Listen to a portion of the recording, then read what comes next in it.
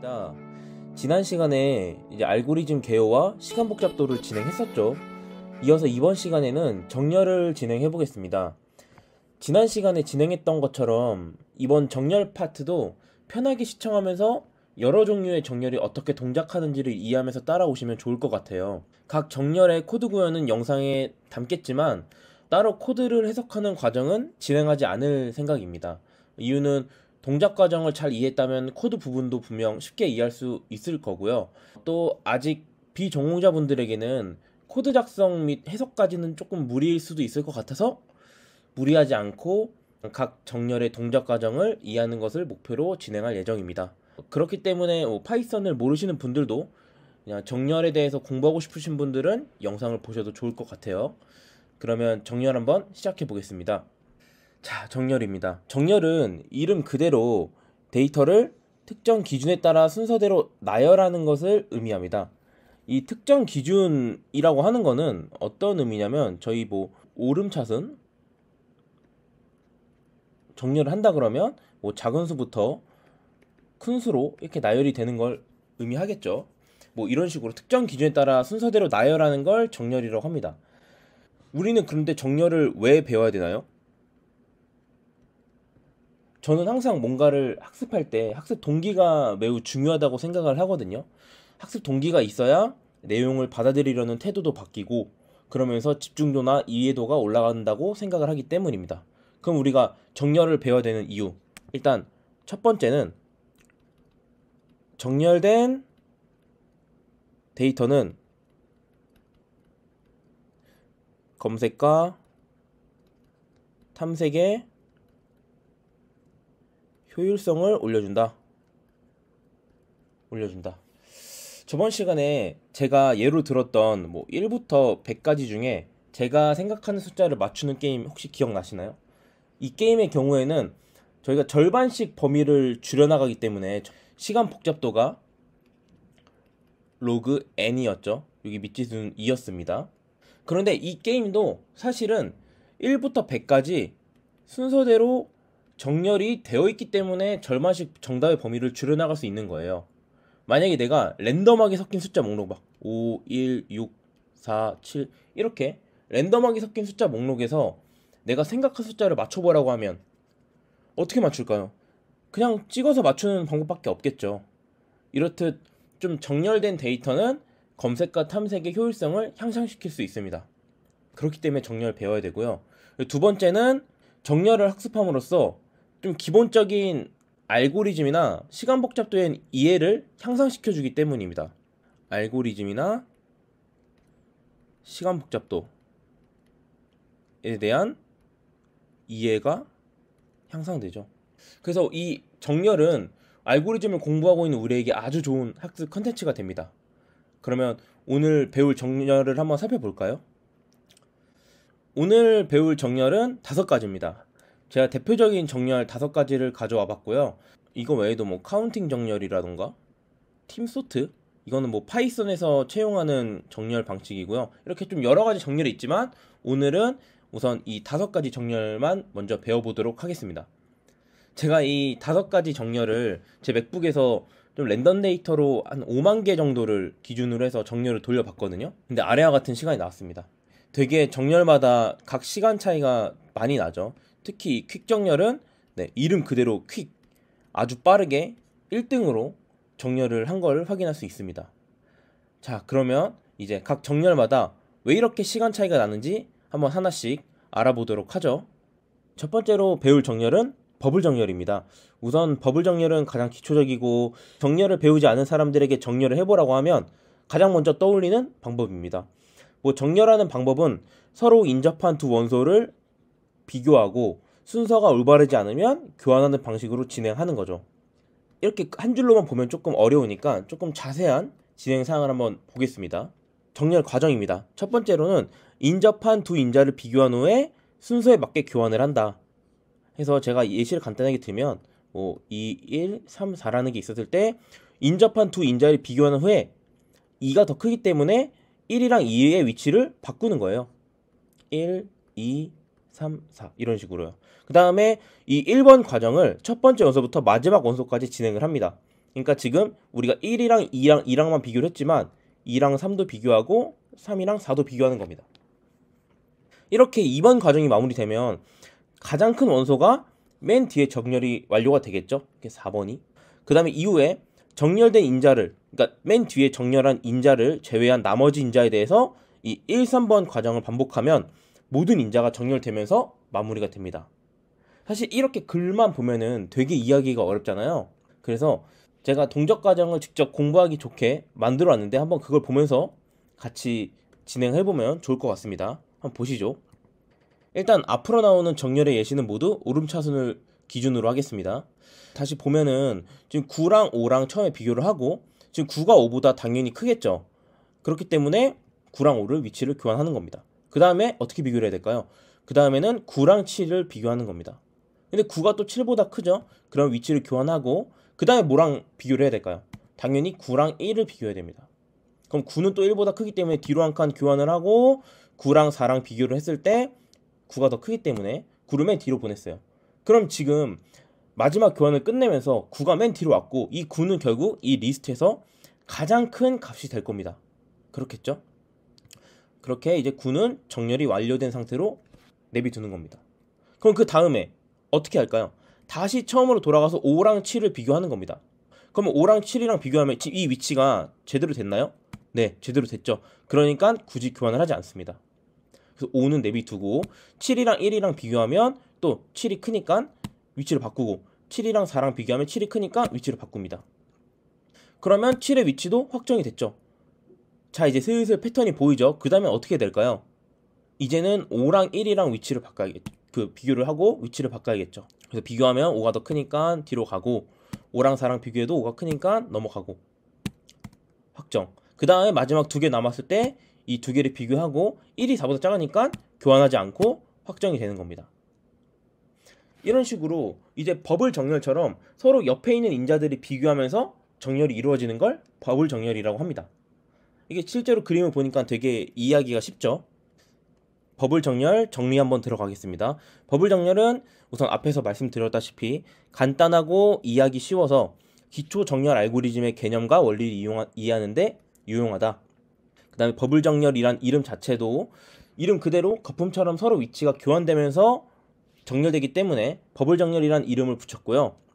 이 버블 정렬의 최악 시간 복잡도를 한번 살펴보면 n제곱입니다. 그럼 왜 n제곱이냐? n제곱인 이유는 우리가 만약에 5개짜리 리스트가 있을 때 버블 정렬 어떻게 썼죠? 한 번 비교하고 이 길이가 5라고 하면 한 번, 두 번, 세 번, 네 번 비교했었죠. 그러니까 처음에는 n-1번 비교를 하는 겁니다. 그 다음에는 여기 고정시키고 나서 몇 개 하죠? 한 번, 두 번, 세 번만 하죠. 그러니까 n-2번 비교를 하는 겁니다. 이런 식으로 1번까지 비교를 하게 되고 이걸 이제 수학적으로 표현을 하게 되면 n-1로 표현할 수 있어요. 근데 우리 시간 복잡도에서는 최고차항만 사용하라고 개수는 제거한다고 했었죠. 그래서 5의 n제곱이 되는 겁니다. 근데 이 지금 최선 시간 복잡도도 써놨어요. 이 최선 시간 복잡도는 n이에요. 왜 n일까요? 이거 뭐냐면 이미 정렬이 되어 있다. 정렬이 되어 있다. 이미 1, 2, 3, 4, 5가 적혀 있다. 이런 경우에는 그냥 한번 쫙 이 n만큼만 순회를 하면 아 정렬 이미 완료됐구나 하고서 끝낼 수 있기 때문에 오메가 n이 되는 겁니다. 그 다음에 여기 안정성이랑 적응성이라는 조금 특이한 단어들이 있는데 이거에 대해서 조금 말씀을 드릴게요. 앞으로 이 모든 정렬들에 대해서 안정성과 적응성에 대해 설명드릴 거니까 이번에 꼭 좀 집중을 해서 이해하고 넘어가셨으면 좋겠습니다. 일단 안정성을 먼저 설명드릴게요. 안정성은 동일한 키 값을 갖는 요소들의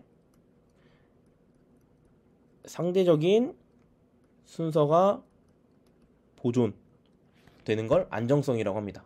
이게 예를 들면 키값이 똑같은 A와 B가 A가 더 B 앞에 있었어요. 그러면 정렬이 끝나도 A는 B보다 앞에 있어야 된다는 의미입니다. 근데 이제 버블 정렬 같은 경우에는 바로 옆 칸끼리만 비교하면서 서로 위치를 바꿔가잖아요. 그렇기 때문에 순서가 보장됨을 알 수 있습니다. 그렇기 때문에 안정성이 있다고 표현을 하는 거죠. 그 다음에 적응성은 초기 정렬 상태에 따라 실행 시간이 바뀌는 정렬을 의미합니다. 정렬 상태에 따라 시간 복잡도가 변하면 적응성이라고 합니다. 그래서 버블 정렬 같은 경우에는 최악 같은 경우에는 n제곱인데 이미 정렬된 경우에는 n으로 확 줄어버리죠. 이런 경우에는 적응성이 있다라고 표현을 하는 겁니다. 그래서 앞으로 뒤에서 나오는 정렬들은 모두 우리가 최악 시간 복잡도와 최선, 그 다음에 안정성, 적응성, 그리고 장점, 단점들을 제가 말씀드릴 테니까 이 내용들로 정리하시면 좋을 것 같아요. 그래서 이렇게 버블 정렬에 대해서 알아봤는데요. 실제로는 버블 정렬이 그렇게 효율이 좋진 않아요. 네, 효율이 좋진 않아요. 지금 보니까 n제곱, 그때 제가 알고리즘 시간 복잡도 얘기했을 때 n제곱을 넘어가는 순간부터는 사실상 쓰기가 어렵다고 했었죠. 네, 그래서 버블 정렬은 효율이 떨어져서 실제로 사용하지 않지만 우리가 이 개념과 원리를 이해하기 위해서 공부를 했다고 생각하시면 될 것 같습니다. 버블 정렬 코드인데요. 따로 풀이는 안 한다고 앞에서 말씀드렸고, 혹시나 이해가 안 되는 부분이 있으면 댓글을 남겨주시면 좋을 것 같습니다. 그리고 코드를 좀 분석해보고 싶으신 분은 여기서 잠깐 영상을 멈추고 직접 코드를 작성해보고 실행까지 해보시는 거를 좀 추천드리겠습니다. 다음은 선택 정렬입니다. 저는 어떤 공부를 하던 간에 약간 이름을 해석해서 이해하는 걸 좀 좋아하는데요. 버블 정렬 같은 경우에도 이제 버블이 거품이잖아요. 그래서 거품이 서로 비비는 모습을 연상시켜서 외웠거든요. 선택 정렬도 마찬가지입니다. 보시면 리스트에서 가장 작은 원소를 선택하고 맨 앞으로 이동시키는 방식으로 동작하는 게 선택 정렬입니다. 아직 감이 안 오실 수 있으니까 조금 더 자세히 알아볼까요? 이 95714가 들어있는 리스트를 대상으로 선택 정렬을 한번 진행해 보겠습니다. 우리는 첫 번째로 이 리스트 안에서 최소값을 찾기로 했어요. 물론 파이썬의 min 함수 같은 걸 사용하면 바로 최소값을 찾을 수 있겠지만 우리는 그 과정을 보는 거기 때문에 한번 최소값을 찾는 과정도 한번 살펴보겠습니다. 처음에 우리는 최소값이 9로 시작을 하겠습니다. 9로 시작하고 5랑 비교해봤더니 5가 더 작으니까 5로 갱신을 하고요. 7이랑 비교했더니 여전히 5가 작으니까 유지. 1이랑 비교하니까 1로 갱신되고요. 4보다는 1이 작으니까 계속 유지되는 걸 볼 수 있습니다. 그럼 우리 두 번째 과정이 뭐였죠? 바로 최소값이랑 첫 번째 자리랑 위치를 교환하는 겁니다. 그럼 교환을 해볼게요. 교환을 하면 1의 위치는 이제 가장 작은 값이 가장 맨 앞에 나와 있는 거예요.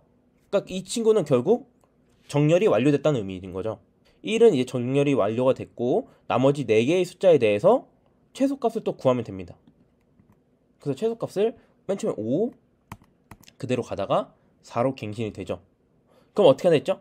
최소값을 또 1 확정된 다음 5랑 교환을 해야 되겠죠. 그래서 교환을 하면 4가 이제 두 번째로 작은 값이 되니까 두 번째 위치에서 확정이 되고 패턴이 보이죠? 어떻게 해야 되죠? 세 번째는 7, 9, 5 중에 최소값을 찾아야 됩니다. 그래서 찾으면 5가 되고 5는 또 7이랑 위치를 교환해서 세 번째 작은 값을 찾았고요. 그 다음에 나머지 9랑 7 중에 작은 값을 찾고 이제 7이랑 9랑 서로 교환해서 정렬을 완료하면 됩니다. 선택 정렬도 참 쉽지 않나요? 네, 이렇게 뭐 선택 정렬 과정도 살펴봤고요. 한번 선택 정렬 정리 들어가겠습니다. 선택 정렬은 간단하고 이해하기 쉬워서 좀 버블 정렬과 같이 알고리즘의 개념과 원리를 이해하는데 유용하기 때문에 제가 가져와 봤고요. 선택 정렬의 시간 복잡도는 최악이든 최선이든 결국 n제곱으로 똑같습니다. 이유는 처음에 우리가 n개가 있을 때 n-1번의 비교를 통해서 최소값을 찾아내죠.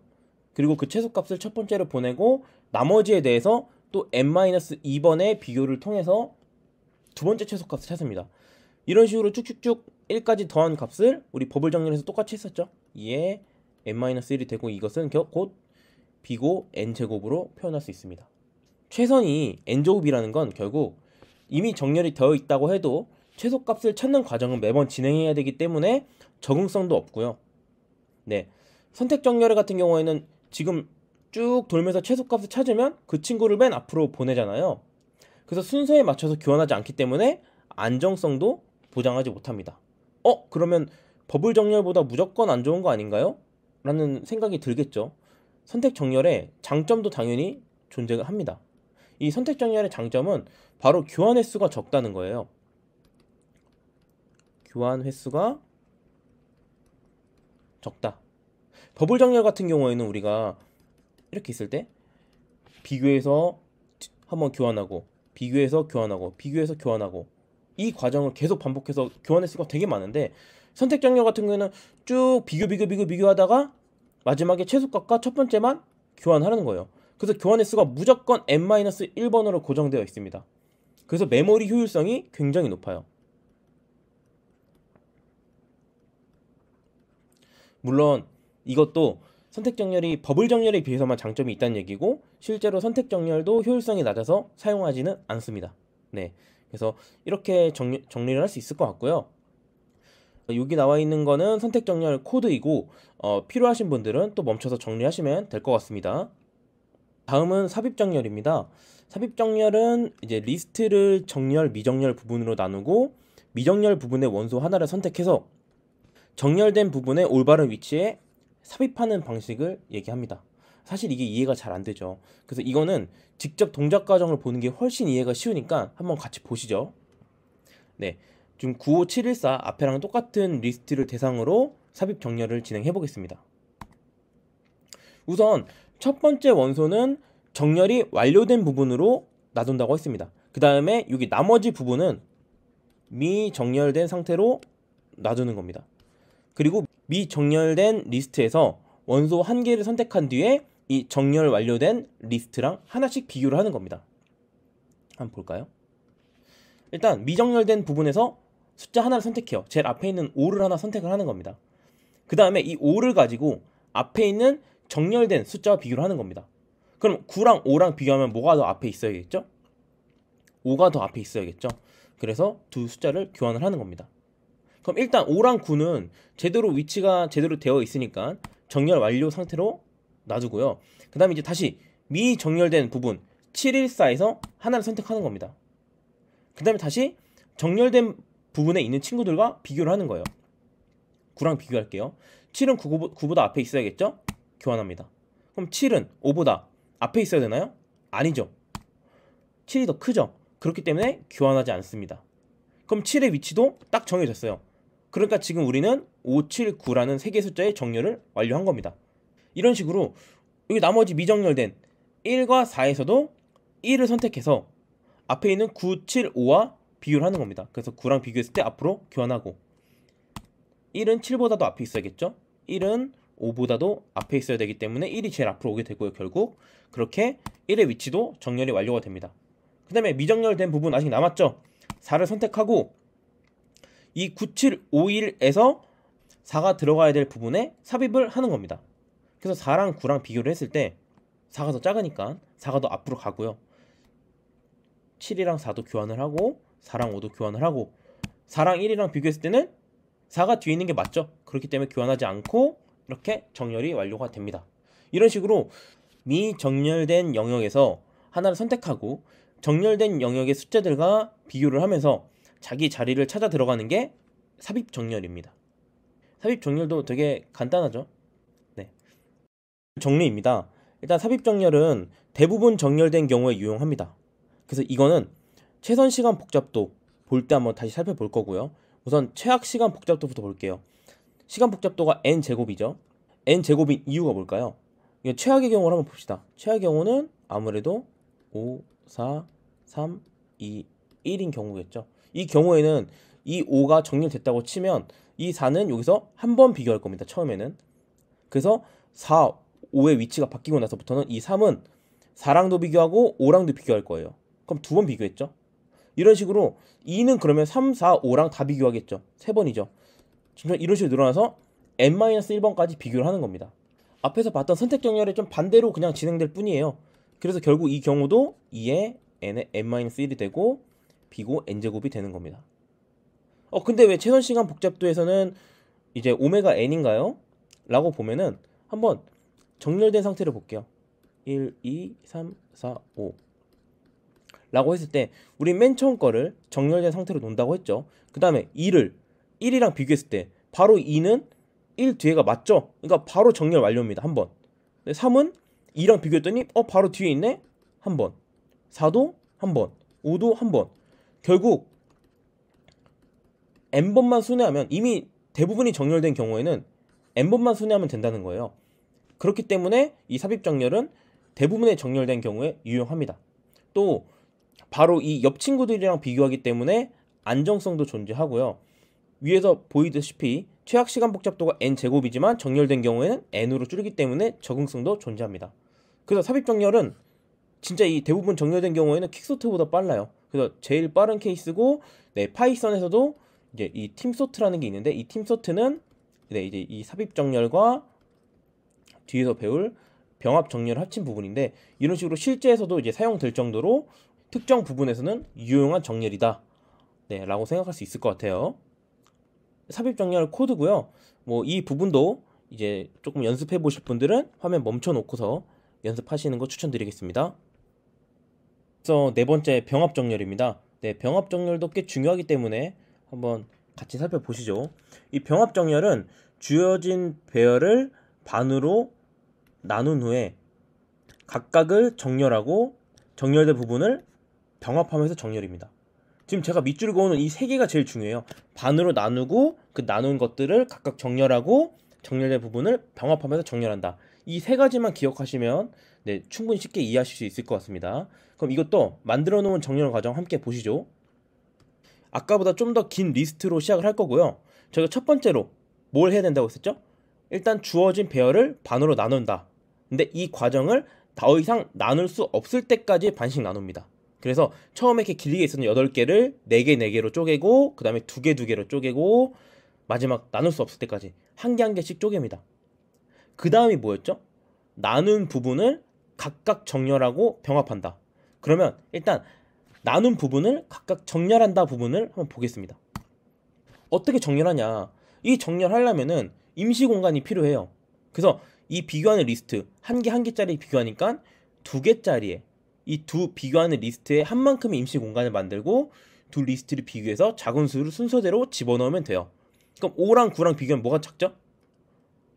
5가 작죠. 그러면 5를 집어넣고 임시 공간에, 그 다음에 마지막 하나 남았으니까 그냥 그대로 9를 추출해서 5랑 9로 정렬을 완료합니다. 그리고 병합을 하는 거예요. 두 번째, 그다음에 이제 1이랑 7 해야겠죠. 임시 공간 만들고 1 오고 7 오고 병합하고, 2랑 4에 대해서 2가 먼저 오고 4가 오고 병합, 3이 먼저 오고 6이 먼저 오고 병합. 그 다음에 어떻게 될까요? 우리가 한 개 한 개씩을 지금 병합했으니까 그 다음에는 2개, 2개씩을 병합해야겠죠. 그럼 임시 공간도 2개, 2개니까 4개짜리 임시 공간 만들고 하나하나씩 비교하는 거. 1이랑 5랑 먼저 비교할게요. 1이 작죠. 그래서 1을 추출하는 겁니다. 그 다음에 뭐랑 뭐를 비교할까요? 그 다음에는 5랑 7을 비교해요. 그러면 5가 작죠. 5가 내려오고 7이랑 9랑 비교해서 7 내려오고 9 내려옵니다. 그리고 병합. 그럼 오케이, 여기 옆에도 한번 진행해 볼게요. 머릿속으로 한번 진행하면서 저 쫓아오세요. 2랑 3이랑 비교하면 2 내려오고, 그 다음에 뭐랑 뭐 비교해야 되죠? 3이랑 4랑 비교해서 3 내려오고, 4랑 6이랑 비교해서 4 내려오고 6 내려오고 병합.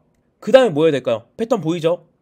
4개랑 4개를 더한 8개짜리 임시 공간 만들고 비교해서 1 내려오고 2 내려오고 3 내려오고 4 내려오고 5 내려오고 6 내려오고 7 내려오고 9 내려오고 병합 해서 병합 정렬을 완료할 수 있습니다.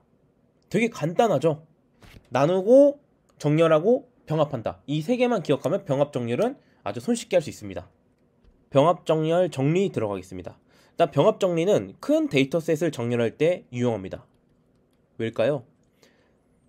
병합 정렬은 대규모 데이터셋을 이제 만약에 다룰 때 메모리에 이 데이터가 모두 올라가지 않는 상황이 있어요. 이럴 경우에 우리 병합 정렬 뭐라고 했었죠? 쪼갠다라고 했었죠. 그래서 이 메모리가 올라갈 수 있는 수준으로 쪼개서 정렬할 수 있기 때문에, 쪼개서 정렬이 가능하기 때문에 큰 데이터셋을 정렬할 때 굉장한 이점을 가지고 있다 라고 볼 수 있고요. 그 다음에 최악 최선 시간 복잡도는 nlog n이에요. 이유를 한번 보자면, 우리 병합 정렬 순서 기억나시나요? 반으로 나눈다. 이 과정에서 벌써 우린 반으로 나눈 거 뭐였죠? log n, 비고 log n을 가지고 있는 거예요. 근데 두 번째는 뭐였죠? 정렬한다. 그 다음에 합친다. 병합이죠. 네. 근데 이제 이 병합 합치는 부분은 1이기 때문에 이제 뭐 생략이 가능하니까 무시하고, 이 정렬하는 부분이 이 리스트가 우리 두 개를 비교해서 임시 공간에다가 집어넣었잖아요. 그 과정에서 이렇게 하나하나 비교하는 과정이 있었고요. 그래서 이 과정이 비고 n의 시간 복잡도를 갖고 있습니다. 그래서 이 두 개가 합쳐져서 비고 n 로그 n이 되는 겁니다. 그래서 시간 복잡도는 최악이든 최선이든 n 로그 n이고, 그렇기 때문에 적응성은 없죠. 네, 정렬이 되든 안 되든 n 로그 n을 갖기 때문에. 그 이유도 무조건 정렬이 돼도 반으로 나누고 정렬하고 합치는 과정은 필수적으로 진행되기 때문에 적응성은 없고요. 안정성은 있습니다. 이게 순서를 막 뒤죽박죽 막 교환하는 형태가 아니고 반으로 쪼개고 바로 옆에 있는 친구들의 순서를 지키면서 정렬을 하는 형식이기 때문에 안정성이 있습니다. 대신 병합 정렬도 단점이 있어요. 단점은 이 쪼갠 데이터를 정렬하는 과정에서 우리 임시 공간을 만들었죠. 그래서 메모리 사용량이 올라갑니다. 그리고 이미 정렬된 데이터에서도 시간 복잡도가 n 로그 n이다. 정렬된 데이터에서도 n 로그 n이다. 근데 이거는 사실 뭐 장점이자 단점이라고도 볼 수 있겠죠. 네.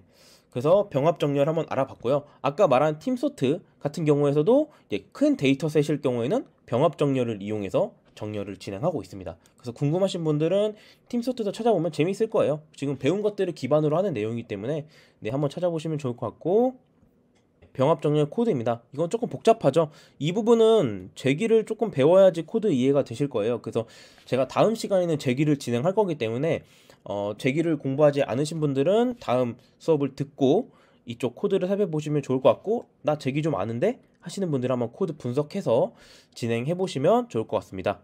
네, 이제 마지막으로 퀵 정렬입니다. 네, 이제 다 왔으니까 조금 더 힘내보죠.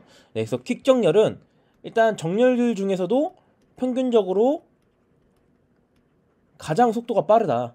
그래서 가장 속도가 빠른 정렬이고, 정렬하는 방법도 참 재밌습니다. 그래서 한번 밑에 읽어보면은 피벗을 기준으로 두 개의 부분 배열로 나누고 각 부분을 재기적으로 정렬한다고 적혀 있네요. 우리가 지금 피벗과 재기적이라는 표현은 조금 익숙치 않죠. 그래서 제가 이거를 좀 편하게, 이거는 피벗은 기준점이라고 생각을 하면 될 것 같고요. 재기적은 반복적이라고 생각을 하시면 될 것 같아요. 그래서 다시 읽어보면 기준점을 기준으로 두 개의 부분 배열로 나누고 각 부분을 반복적으로 정렬을 한다. 되게 내용이 어렵죠. 그래서 퀵 정렬 내용은 살짝 복잡하기는 해요. 그래서 상세 동작 과정을 한번 간단하게 보고 넘어가겠습니다. 네, 내용이 되게 길죠. 근데 일단 이 부분 지금 외우려고 하지 말고, 아 그렇구나 라고 살짝만 인지하는 정도로만 들어주세요. 어차피 우리 여태까지 봤던 것처럼 뒤에서 같이 동작 방식을 보면 바로 이해할 수 있으니까 그냥 아 이런 과정이구나를 살짝만 이해하는 정도로만 살펴보시면 될 것 같아요. 그래서 보면 1번 리스트의 한 요소 피벗을 기준으로 선택을 한다.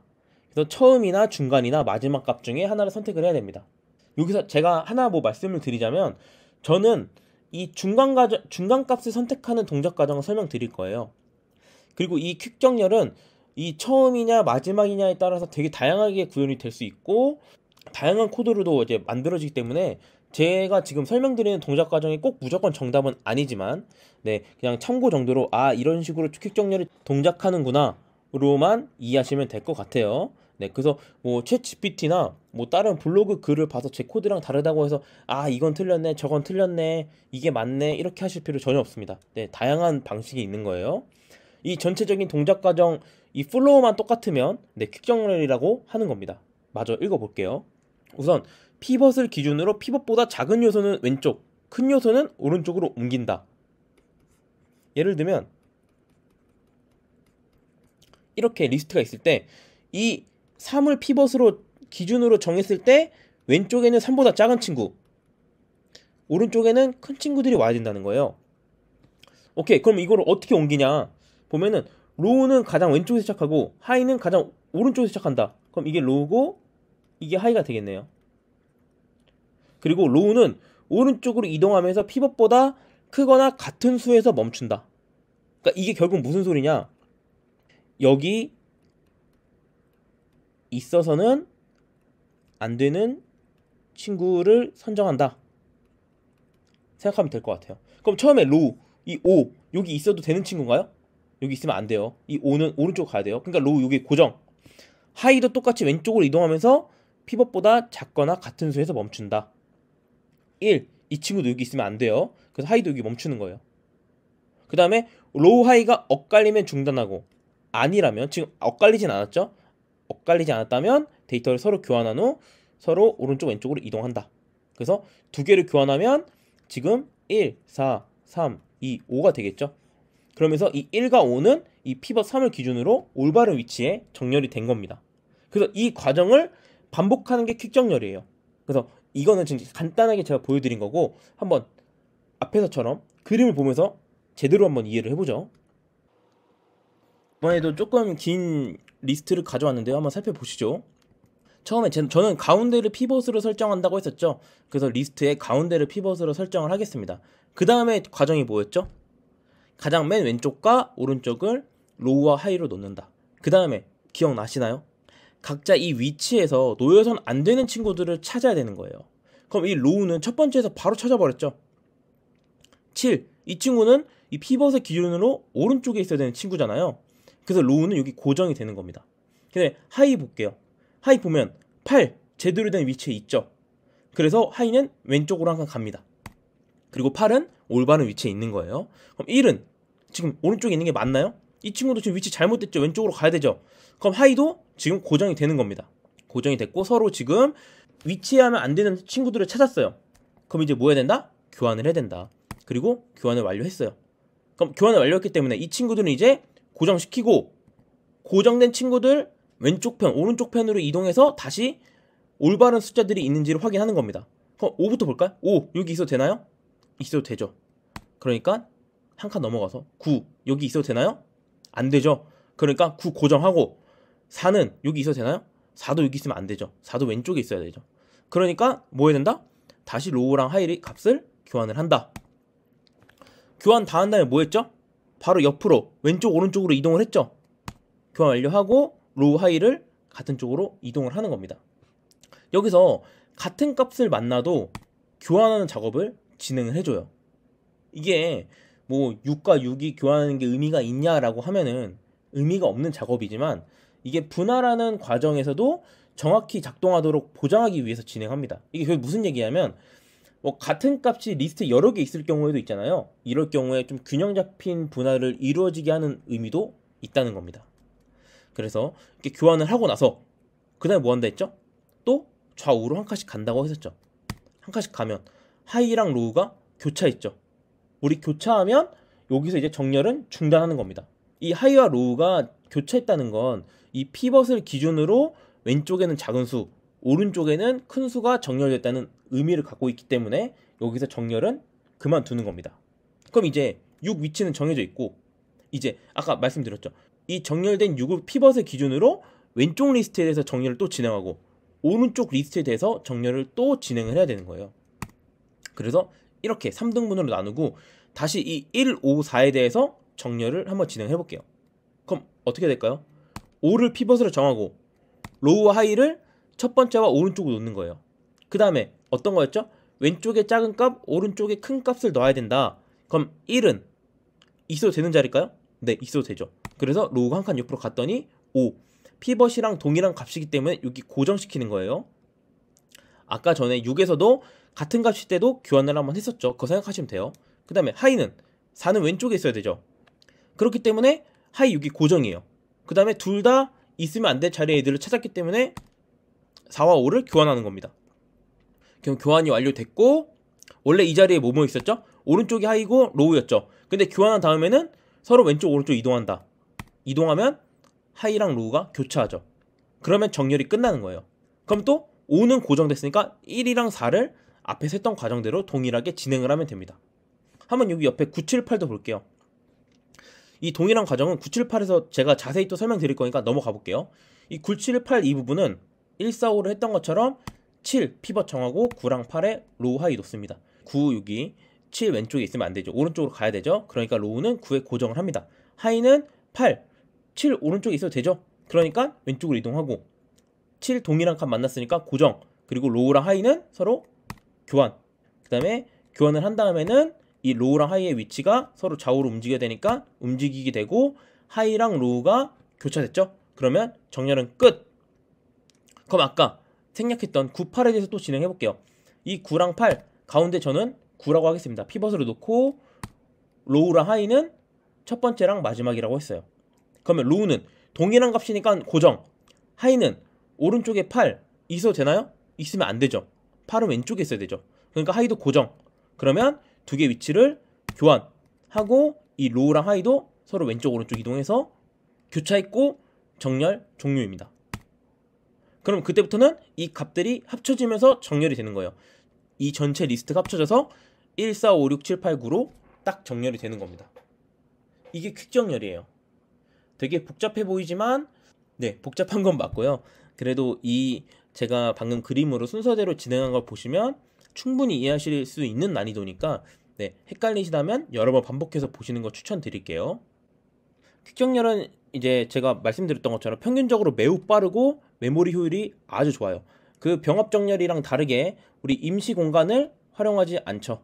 그렇기 때문에 메모리 효율이 좋고요. 최선 시간 복잡도부터 볼게요. 이 최선 시간 복잡도는 n 로그 n입니다. 이 로그 n 어디서 나왔을까요? 네, 피벗을 기준으로 나눌 때 로그 n, 우리 반씩 피벗을 기준으로 반씩 나눴잖아요. 이 단계에서 로그 n이고 그 다음에 각 단계에서 왼쪽과 오른쪽이 비교했었죠. 이 비교하는 과정에서 n이 소요됩니다. 그래서 이게 두 개가 합쳐져서 n 로그 n의 이제 최선 시간 복잡도를 갖고 있고요. 최악의 시간 복잡도는 n 제곱이에요. 왜 그럴까요? 제가 여기 지금 5로 했지만 이거 오메가로 봐주세요. 그 다음에 최악의 시간 복잡도 n 제곱인데 왜 n 제곱일까요?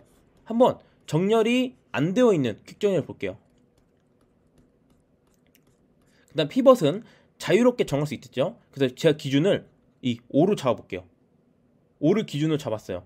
그러면 이 4에 대해서 정렬을 하고 맞죠? 또 왼쪽 이 4를 피벗을 잡고 3에 대해 정렬하고 3에 대해서 피벗 정하고 2에 대해 정렬하고 결국 이 피벗이 원래 반을 나눠주는 의미여야 되는 건데 이 피벗은 절반에 가깝게 나눠줘야 되는데 지금 피벗을 잘못 선택하니까 결국 n-1번을 반복해야 된다는 거예요. 그럼 이 n-1번과 왼호 비교하는 작업을 비교하니까 결국 n제곱이 되는 겁니다. 네, 그래서 최악의 시간 복잡도는 n제곱을 갖고 있지만 대체로 이렇게 최악인 경우는 많이 없기 때문에 보통 일반적으로는 n로그 n으로 가장 빠르다. 그리고 퀵 정렬은 우리 아까 보면은 로우랑 하이랑 막 마구마구 서로 교환을 하잖아요. 그렇기 때문에 안정성이 없습니다.